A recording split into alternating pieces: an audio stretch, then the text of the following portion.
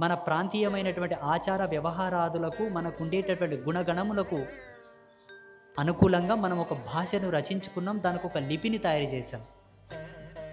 అవునా? దాని విషయానికి వస్తే state consultancy code, state consultancy speaking and state consultancy language therapy.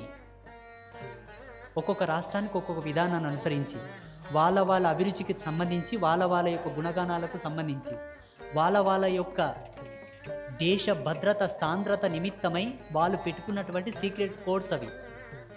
ఈ రాష్ట్రం భాష ఆ రాష్ట్రానికి అర్థం కాకుండా ఆ రాష్ట్రం వాడు ఈ రాష్ట్రానికి వచ్చినప్పుడు కన్ఫ్యూజన్ అయ్యి మనం మాట్లాడుకునేటటువంటి వ్యవహారాదులను వాళ్ళకి అర్థం కాకుండే విధి విధానాలను అనుసరించి కూడా రాష్ట్రీయ అంతర్గతమైనటువంటి భాషలను రచించుకున్నారు, రాసుకున్నారు.